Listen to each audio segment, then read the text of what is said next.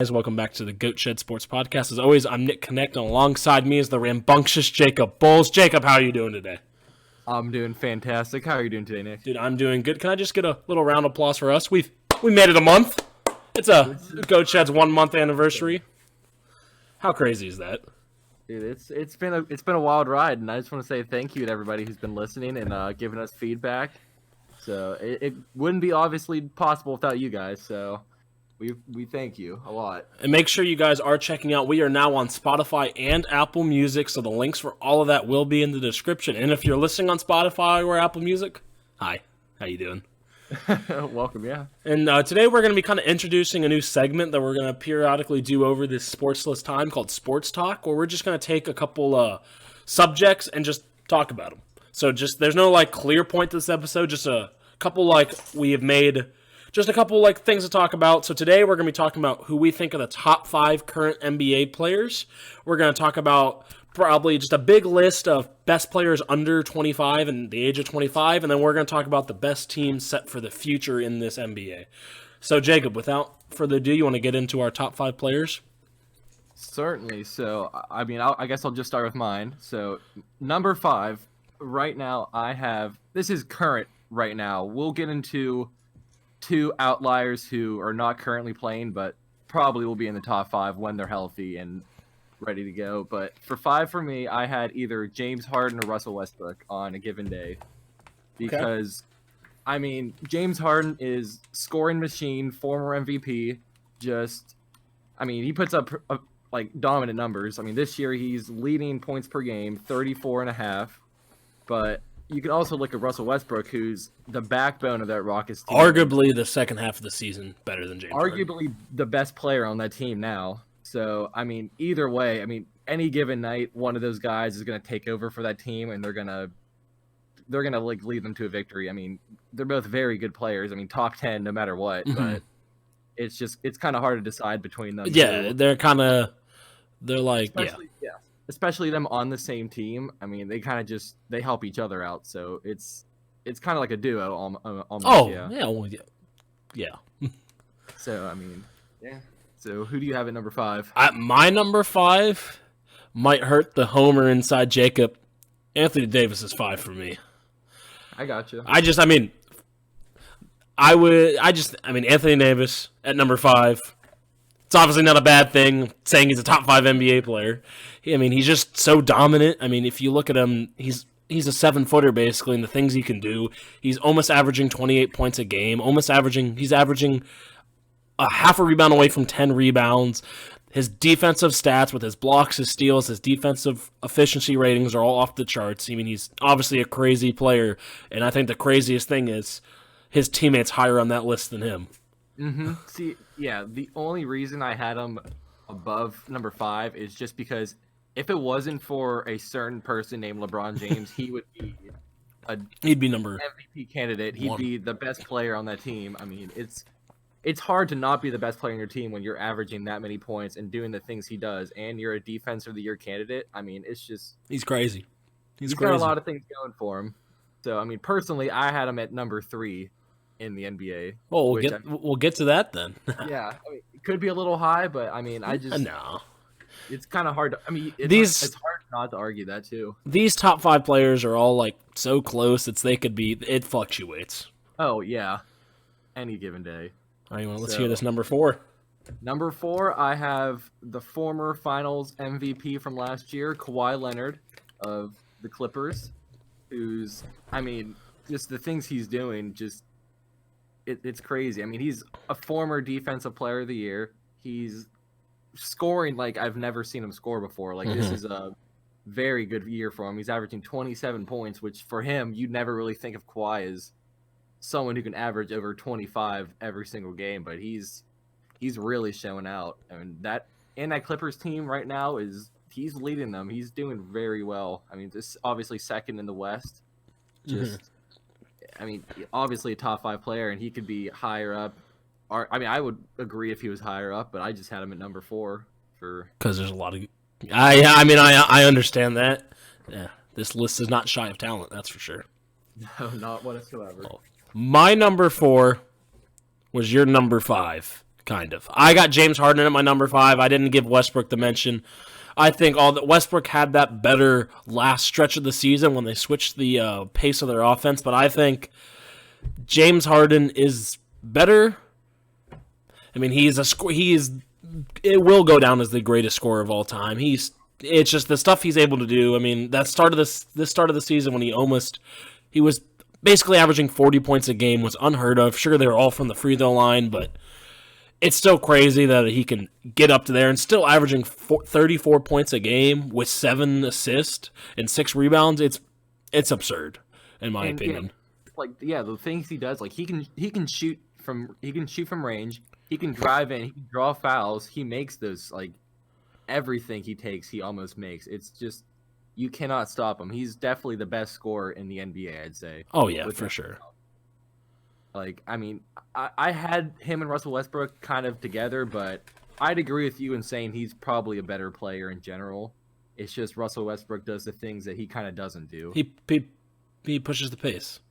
The high tempo, fast break basketball.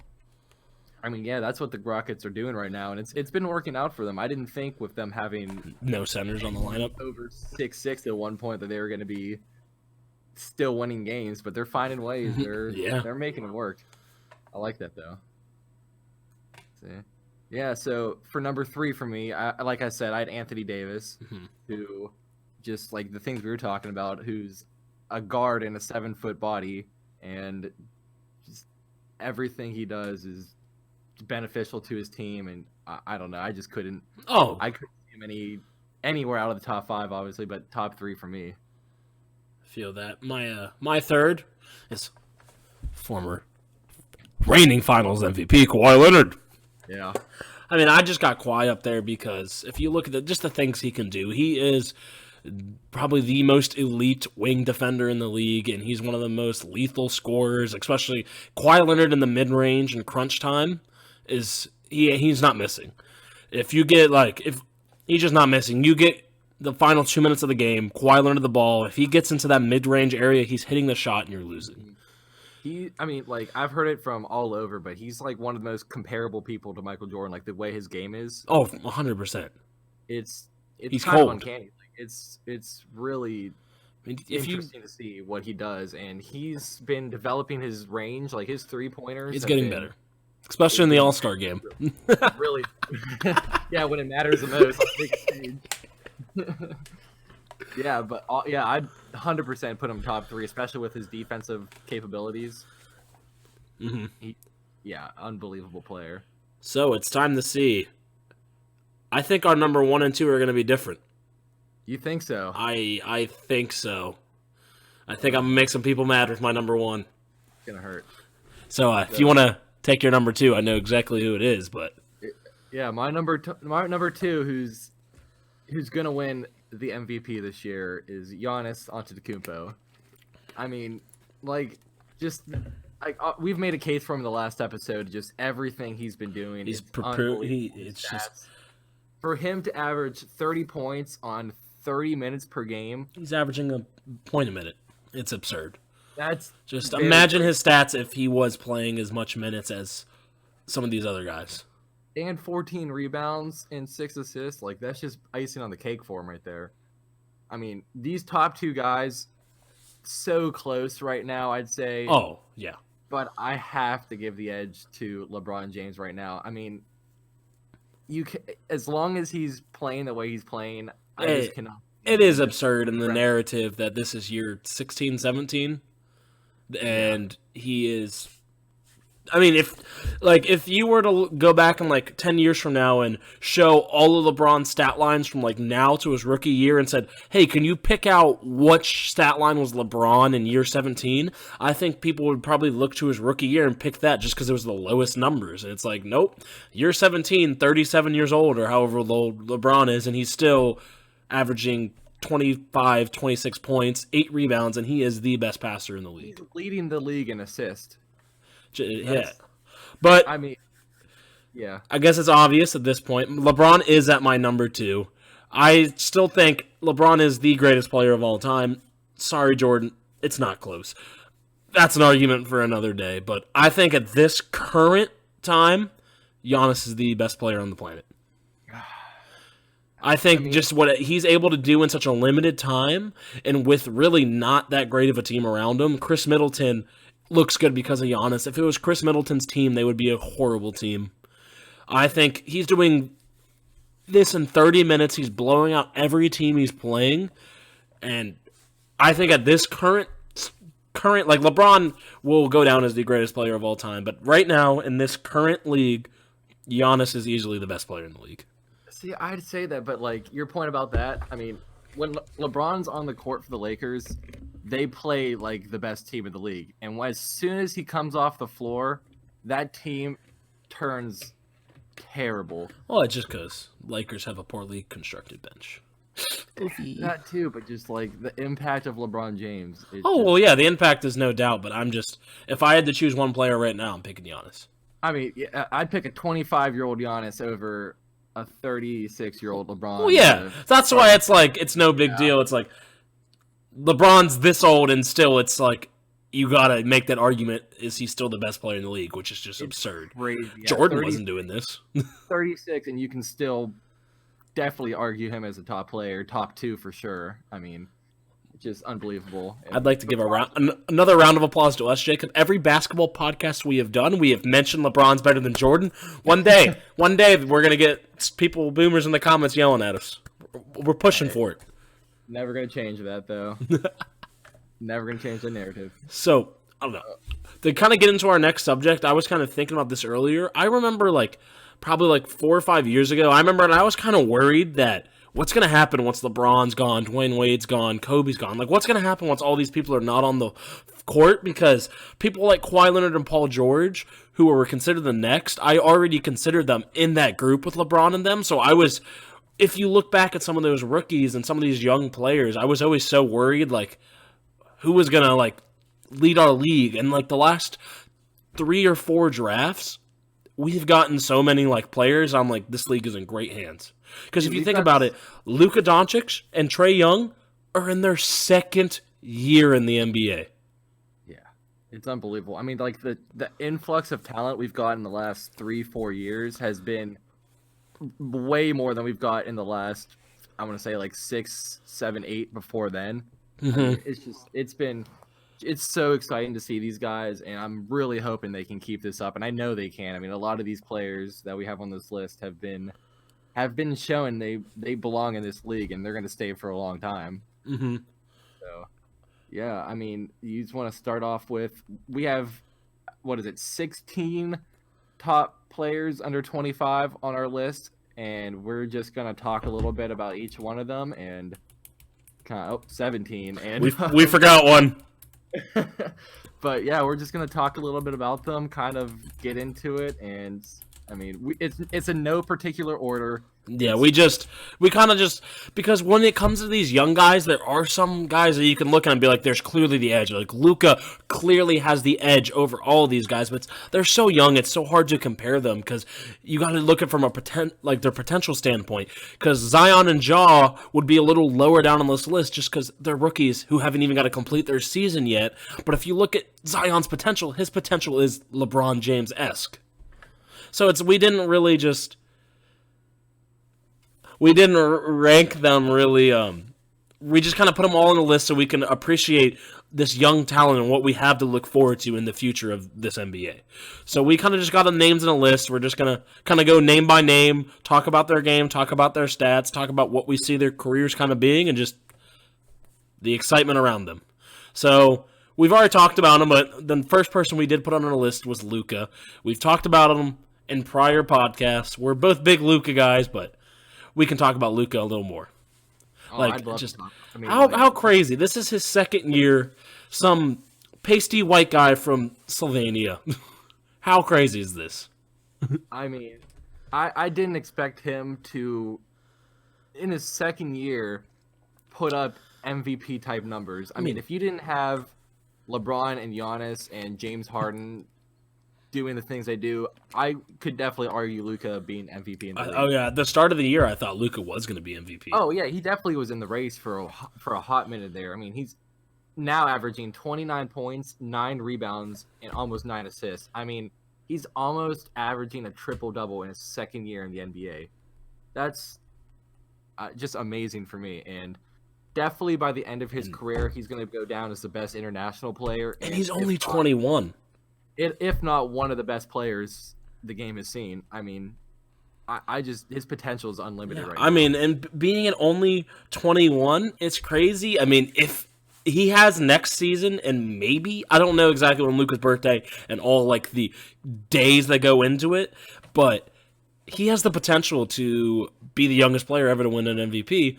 With Derrick Rose is holding it right now at 22 years and 191 days. I don't know exactly if Luka would. He probably doesn't have time for 2 more seasons, but I mean, he has the potential next year to take that, which is crazy because when Derrick Rose won that MVP, no one expected this kid at 22 to come in and win it. So imagine if Luka comes in and wins this. Yeah, he just turned 22 or 21. Oh yeah, then so next season he has the potential to win that award, which is crazy.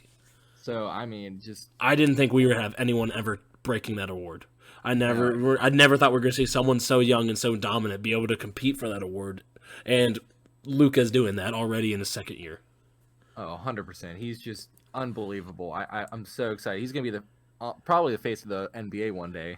I think so, especially international. He's already becoming that face, but for especially the European scene, seeing this kid, I mean, he's going to be what Dirk, Tony Parker, and Manu Ginobili were.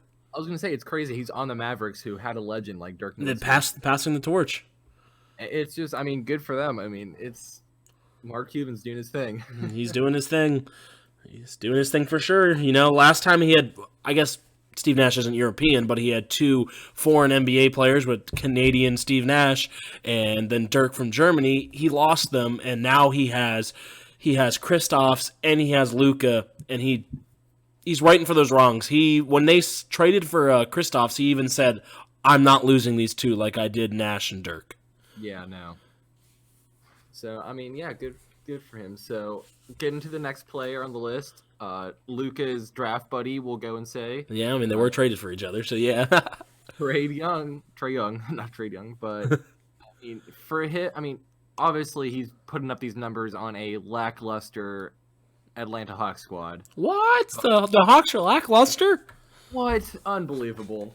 But I mean, still averaging 30 points in your second year, averaging 9 assists with who knows who on the Hawks. John Collins and Vince Carter. Oh yeah, I forgot. Oh, I mean, I think it's second year, and I am not as high on Trae Young just because of. I mean, he's obviously a great player, just because of his team and his defensive abilities. But I mean, you just got to look at it. It's his second year, and he's in the top 5 for points and assists, which is absurd. And he can shoot it from anywhere. Oh, anywhere. He's shown that in game. He pulls up from near logo. Oh, I mean, Trae Young, you know me, big Heat fan, homer alert. I watched him drop 50 on us during this NBA season. It's just like, we have to go put Bam on him because no one could guard him. It was bad. Yeah. So, I mean, he's great player, very young. He's got great potential. I mean, if that Hawks team can build around him and get him to just defensive weapons, and then that's the cover up for him, and just let him be Trae Young. Just let him score. I mean, yeah, him not being able to play his defense is... It's exactly what the Warriors did with Steph. Steph is a horrible defender. Klay Thompson, great perimeter defender. Draymond, a great defender. Harrison Barnes was a suitable defender. Iguodala, amazing defender. They built defenders around Steph, and look what that turned into. So, I mean, yeah, obviously potential's off the charts. He's going to be something special too. It's kind of cool to see how they get traded for each other, and they both are just awesome. And they're both great. Like, it worked out for each team. I mean, if I was the Hawks, I'd probably want Luka, but hey. But you know, tomato, potato. You know what I'm saying? You take what you can get. I wouldn't complain about Trae Young either. So yeah, you want to get the next one then? I mean, the next one is the successor. Was looking like it might be the successor to LeBron or Kawhi. It's Jason Tatum. I mean, you look what he did in his rookie year when they almost beat LeBron. Jason Tatum took LeBron James to 7 games in the Eastern Conference Finals in his rookie season. Yeah. I mean, it's his third year. He had a disappointing year last year, but that's just because Kyrie ruined the team. Yeah, He bounced back this year, and he's had a great year. Him and Kemba have been a fantastic 1-2 punch. Such a great fit for that team. The Celtics are a scary team again because their chemistry's there. Marcus Smart even said it. They're scarier this year because of their chemistry. He talked about that. And it's different now because Kyrie is a drama queen, as good as he is and as fun as he is to watch. He's a locker room problem, and Kemba's a stand-up guy. Kemba fits with that team.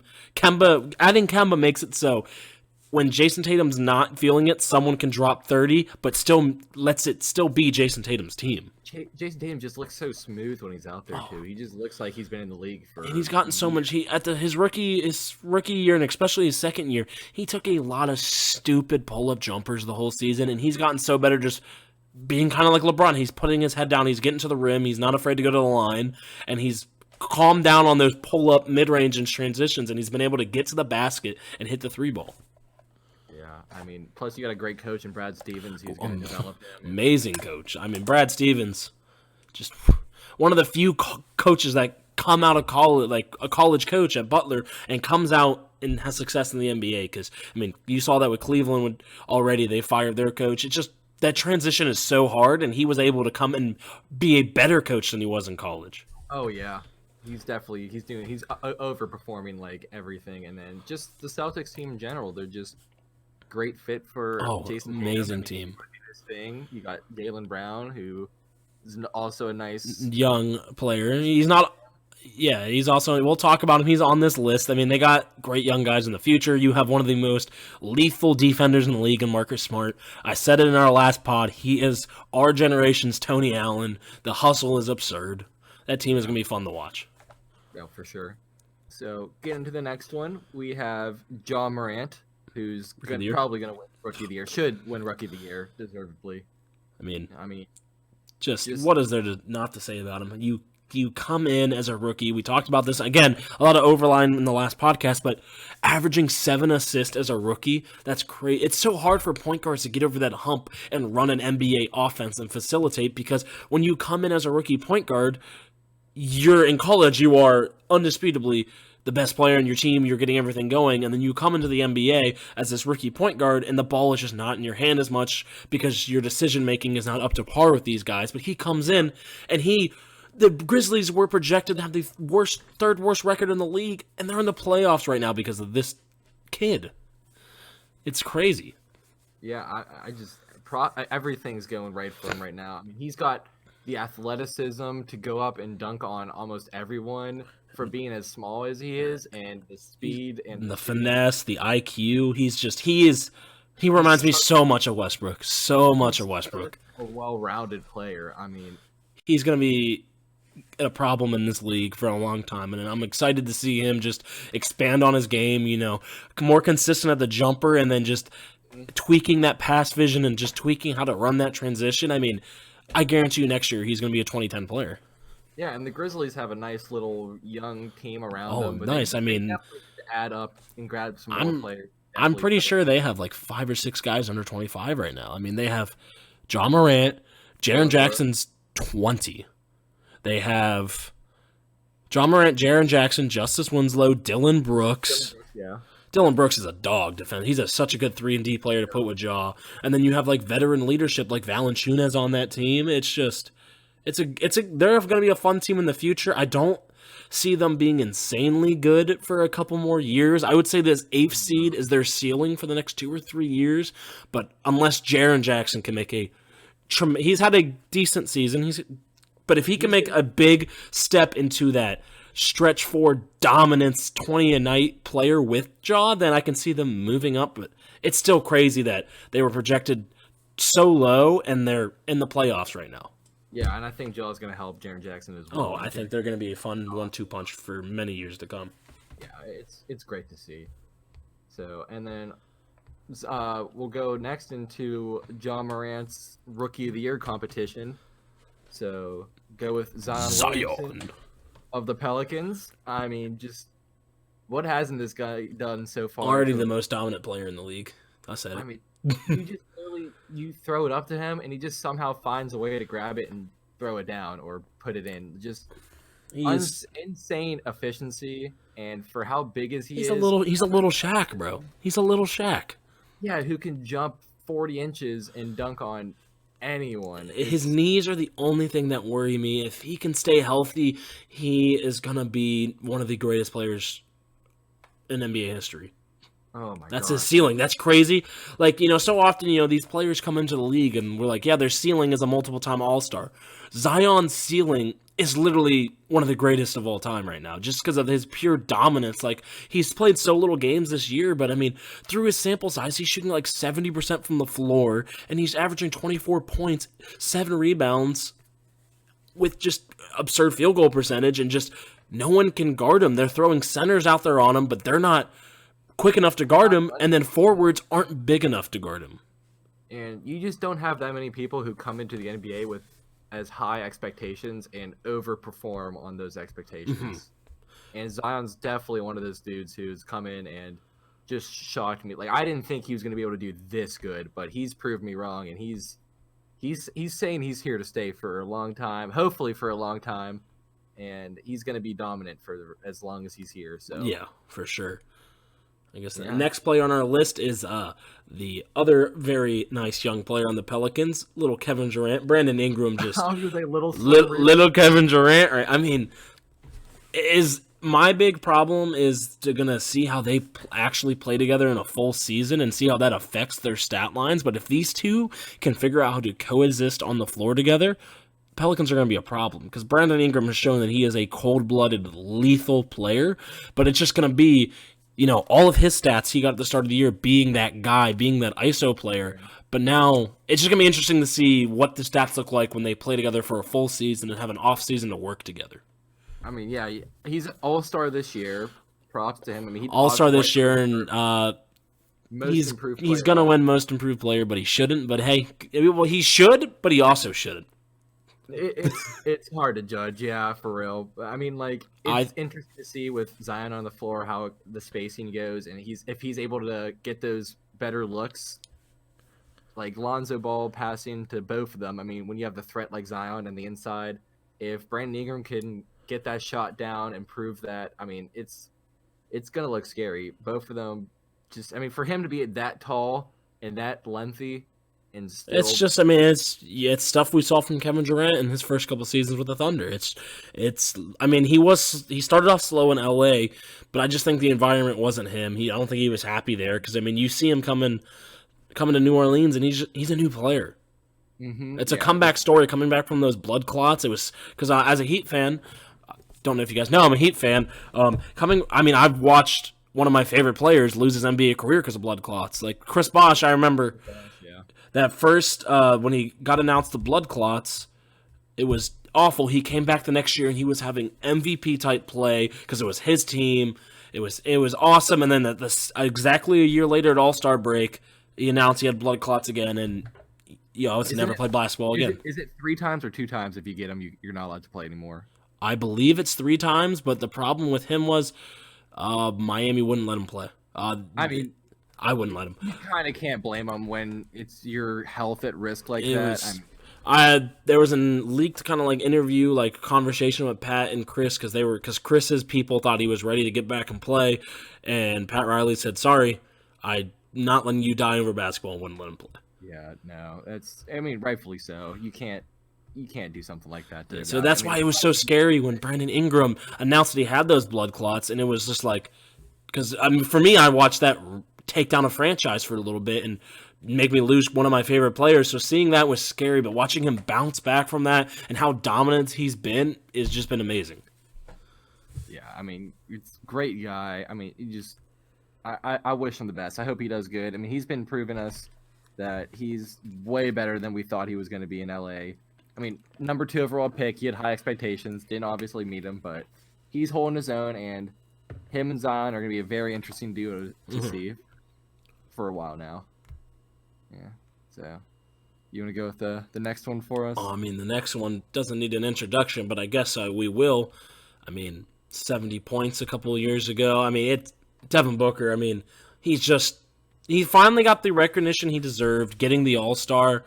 just because his team has improved a little bit. He hasn't been an all-star in years past because all he has done is he's been a stat. He's been empty stats, in my opinion. He's gotten better on the defensive end. His team statistically improved. I mean, they've won more games than they did last year already, but it's just he's such a good player, and I feel like once he does get some good teammates around him, if DeAndre Ayton can ever become something and he gets some good defensive player around him, I think the Suns will be crazy.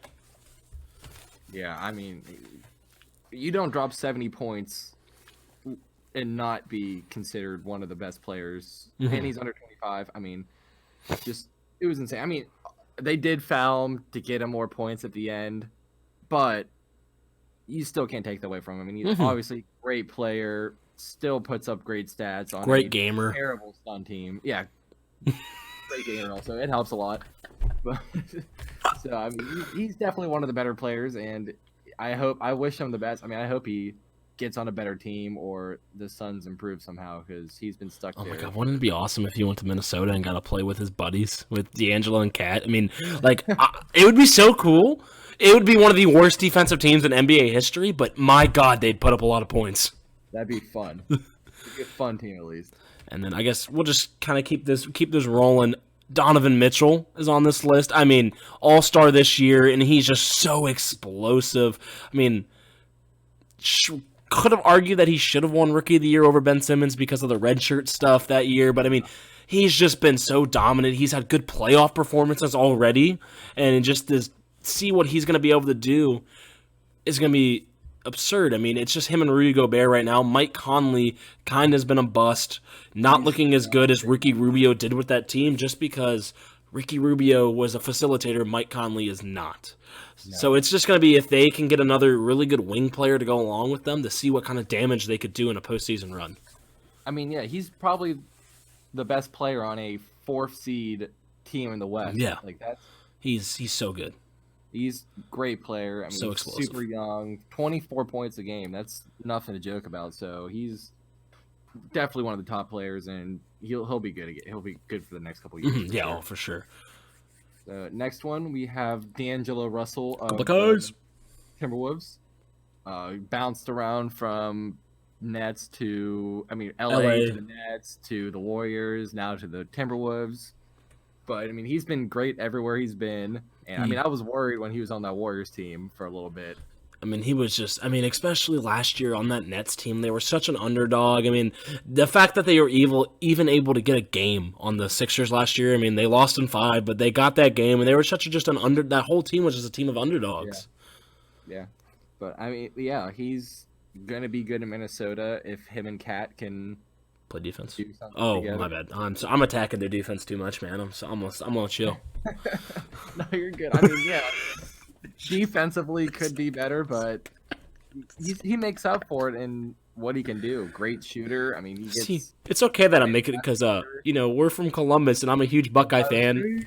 I went to like 4 or 5 games to watch him play because of how captivating he was. But oh my God, he's so bad at defense, Jacob.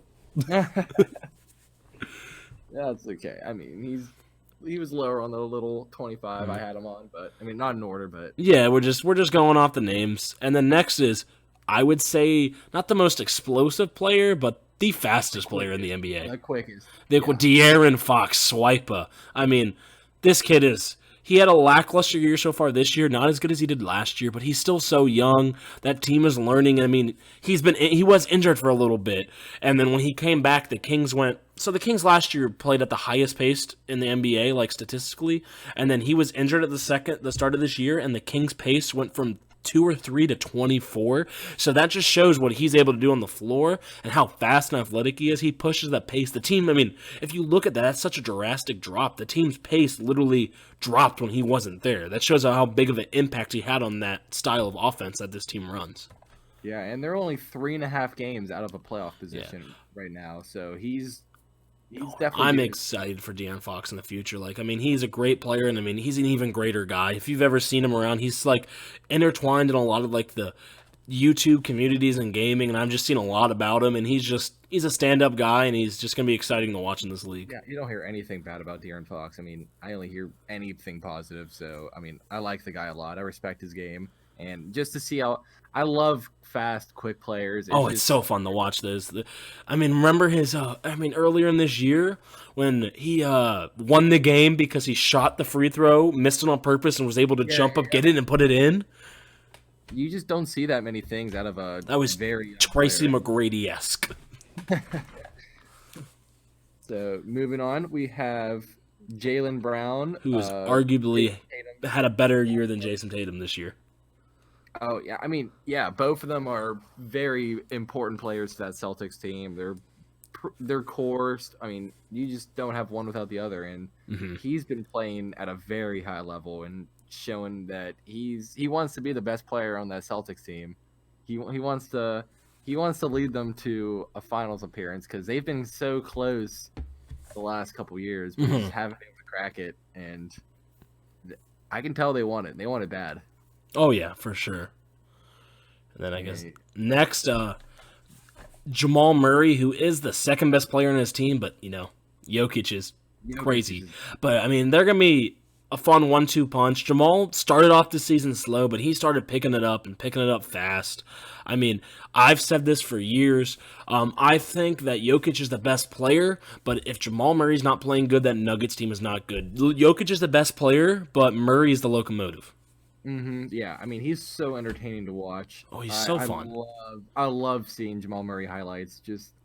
He's just such a crisp scorer. He's a decent defender, and that Nuggets team is just like, yes, they do have an MVP candidate always in Jokic, but they're kind of an underdog team. It's like the fact that the Denver Nuggets are always fighting for the first seed the last couple of years has been absurd.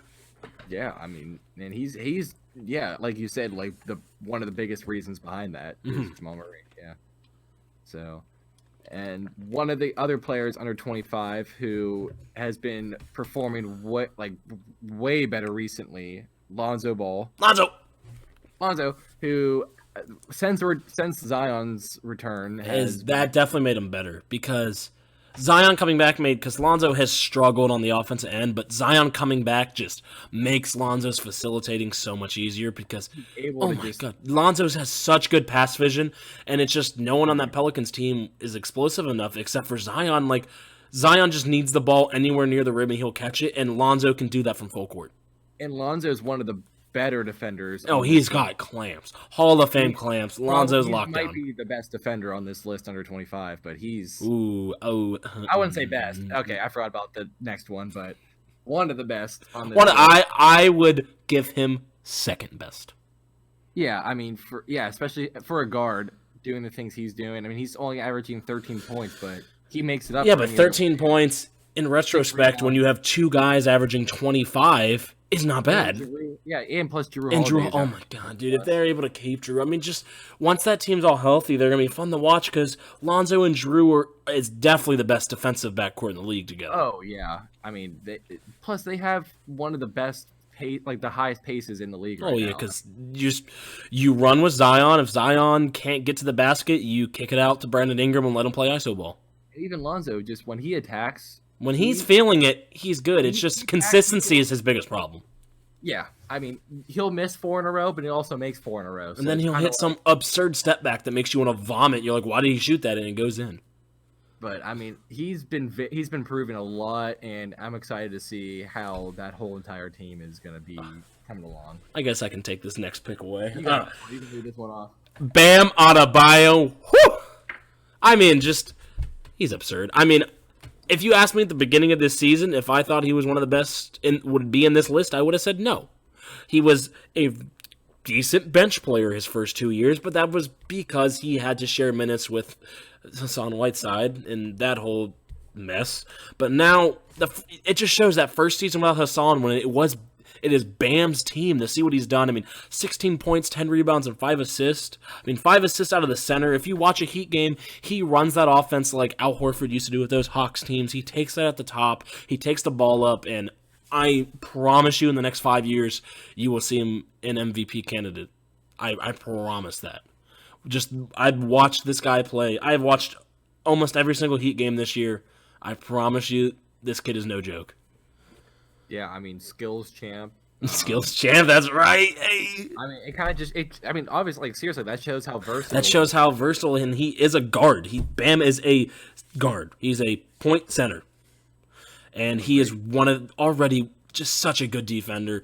And the fact that I saw this meme on Twitter, and it was like when you call for a pick so you can get Jimmy Butler off you, but then Bam switches onto you. It's just like, oh, I'm so excited. Yeah, let's just get on to the next one because I won't stop talking about him.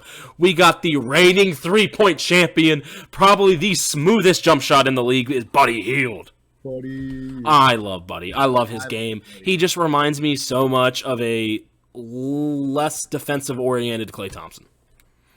I mean, yeah, like he's got the shooting. He can play defense. He's just such a good spot-up shooter. It's just oh my god. Him and De'Aaron and Marvin Bagley, once they are all able to stay healthy and just kind of learn to play together, it's just a very good team. That you don't have Luke Walton. What? Luke Walton's a great coach. Fantastic. He would have turned those. No, he's terrible. He's horrible. He's horrible. He's god awful. He's an idiot. So I mean, the Kings right now they need some work, but they've got 3 really good pieces. Bright future. They can really work with, and they'll be good for a while. I hope, or in a while. Like yeah, I know what you mean. Yeah, for sure. So and then the next one we have KarlAnthony Towns. I mean, obviously on here. He's closer to the top. Where his defensive lacks, he picks up an offense. I mean, 25 points, 10 rebounds, 4 assists. He's 7 foot and he can smack from 3. 2 threes. Like that's what you need in modern. I've been saying this for a long time. The second he learns how to, I just don't understand why he doesn't play defense. I just think it's more of a effort level because he's so gifted. I mean, once he learns just to play even halfway decent defense, he will be undoubtedly the best center in the league. But the thing is, his competition right now is Joel Embiid. His competition is Rudy Gobert and Bam Adebayo, who are all great defenders. But he can score. But the second he learns how to play defense, I think that will propel this Timberwolves team so much higher. It will raise their ceiling because when your best player can't play defense, that's a problem. Yeah, especially your center, which is a very rim protection. I mean, even in this league that is all 3-point scoring, you still need a rim protector, or else people will just zip right through you. So another one we have right now is Shai Gilgeous-Alexander. So I mean, he's just this year for what he's been doing. I mean, on the Thunder team, Thunder won the trade. Oh yeah. I mean, like the way I think it, Paul George and Russell Westbrook are so good, but all those trades they made got him off Russell Westbrook, who is so good, but he is got the worst contract in the league. His contract goes on for too long. He's going to be old and broken down by the contract's over, and they get Shea, who has already shown that he is one of the best versatile defenders in the league. He is such a good defender, and the fact that this Thunder team has been as good as they are at the 5th seed or wherever they are is crazy because they lost Westbrook and they lost Paul George, and Chris Paul and Shea become just one of the best backcourts in the league. Yeah, I mean, it's going to be very exciting to see them because we'll get into the reason why it's super excited for them in a little bit, but I mean, he's an unbelievable player for what he's been doing at this young of an age, which, I mean, I really haven't heard too much about him before this year, but he was just on the Clippers and the guard rotation behind Pat Beverly and behind Lou Will, so that's why. And now he comes into this where he is the starting 2 guard alongside the point guard Chris Paul. I mean, the best traditional point guard of all time, not the best traditional point guard. Magic's the best point guard of all time, but that man was 6'9". Yeah, and then we have 2 honorable mentions who are both 25 years old and some change. But first one, as of today, Zach LaVine is 25 years old and 32 days. So, I mean, a ferocious player. I mean, he's not gonna. I'm excited to see where he's gonna be next season because he will not be on the Bulls. He's going to be traded. Athletic. I mean, he's been shooting better. He's becoming. I mean, he got in the 3-point competition this year. He's been such a lethal 3-point shooter. Remember his buzzer beater from earlier on in the season where he stole the ball, ran out, and just chucked it up, fade away, Michael Jordan style? Oh yeah. He's so fun. He's so exciting to watch, and I'm just excited to see where he goes because he's getting traded. I hope he gets a better team. I mean, he's getting traded. I mean, you've seen all like the stuff of him just like talking to himself, talking about the coach. Zach LaVine will not be on the Bulls next year. And if he is, their coach won't be there. It's going to be one or another. Yeah, and then the biggest outlier on this list, 25 years old, 127 days after now. He's only 25. It's Giannis. Only 25. Giannis is only 25. That's insane to have a guy who's, you could argue, is the best player in the NBA. He's the best player. Be 25 years old. Oh my god. I mean, I guess we don't need to spend too much time on it because we, spent the first part of the show talking about it, but we just wanted to throw a bone out to him that Giannis is 25, and he's not on this list because he's too good to be on this list. I mean, I had to put him on here. I couldn't leave him out. So next, our last little segment, we're just going to talk about what teams we think are going to be best suited for the future. So, Jacob, if you just want to take it away and talk about one of these teams. So yeah, I mean, I'll start with one of them. So the New Orleans Pelicans, who have 3-4 super young, very just versatile and very good players in Zion, Brandon Ingram, Lonzo. Kind of argue Josh Hart, who's a scrappy little player who's not like anything now. No. Those three though, they're going to be a nice backbone for that team for a long time.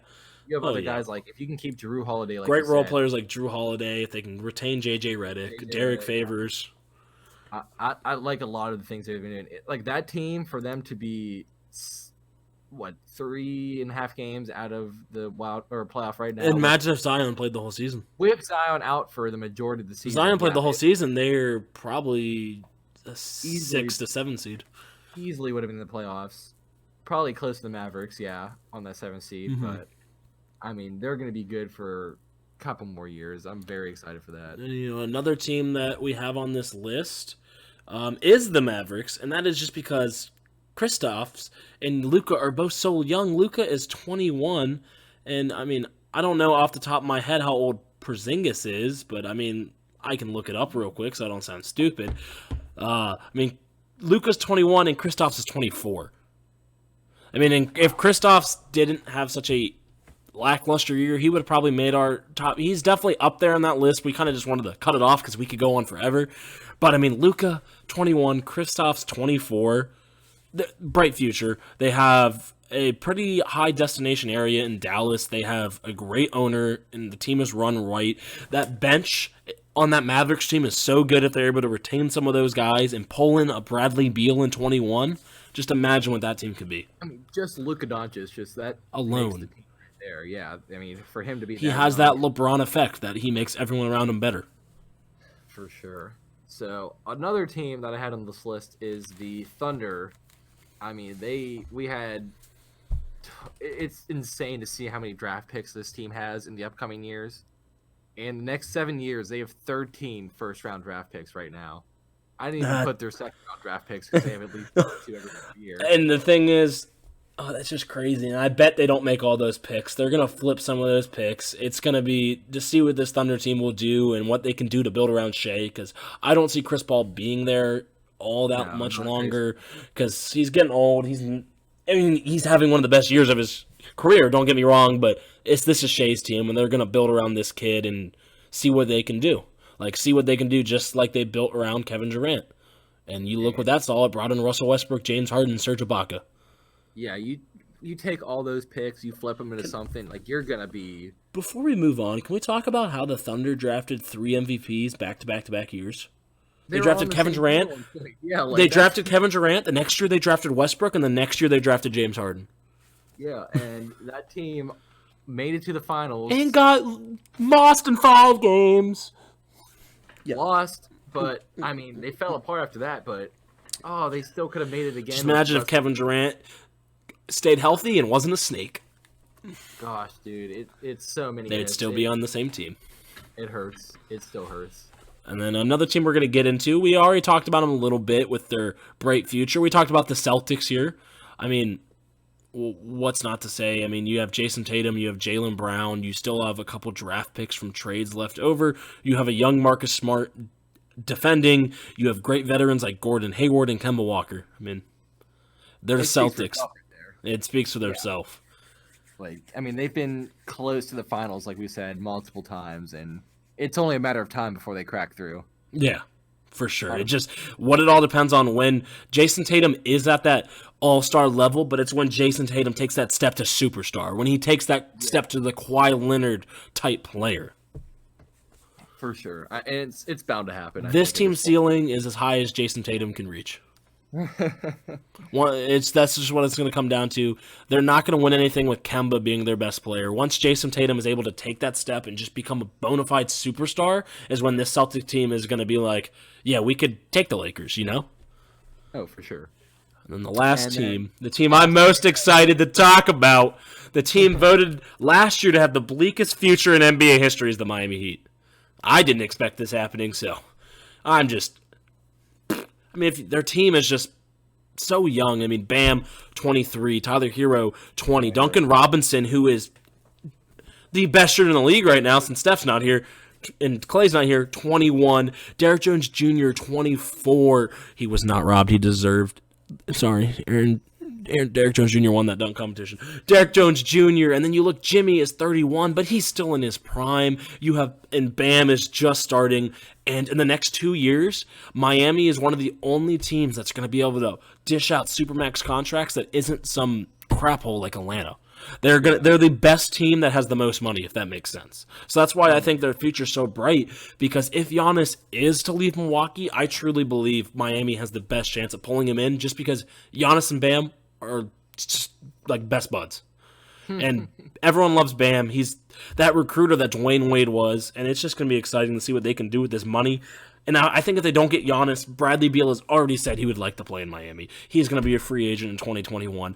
Jimmy Butler, Bam, and Bradley Beal with like Tyler Hero coming off the bench would be a scary team. Yeah, so I mean, a lot of bright futures ahead on this list. We've talked about a lot of good players. I mean, it's very exciting. A couple good players.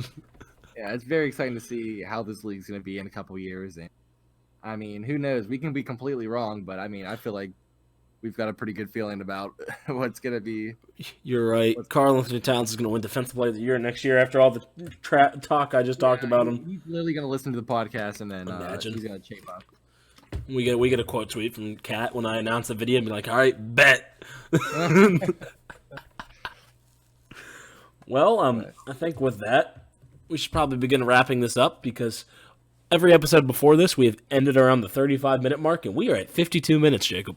I was going to say, this feels like a long episode today. We had a lot to talk about, and for me and Jacob, basketball is our biggest passion, like when it comes to like the sports we're going to talk about, so these podcasts are always going to be a little longer, I feel like. Yeah. So, I mean, sorry if it's too long. I mean, hey, if you want to listen to us, here you go. So. And without further ado, thank you guys for watching. Thank you guys for a month of Goat Shed. We've kept this going, and I think it's fair to say that we're not stopping anytime soon. We got so many ideas, so many plans, and we're just ready to do those ideas and hopefully execute them well, and then get back to normal sports when all this is over. Yeah, for sure. And like we said, we're on YouTube, Spotify, Apple Music now, so I mean, we'll have it in the Sweet! We're all set, yeah, for sure. So thank you guys. We hope you enjoyed listening, and we will see you next week. Boy!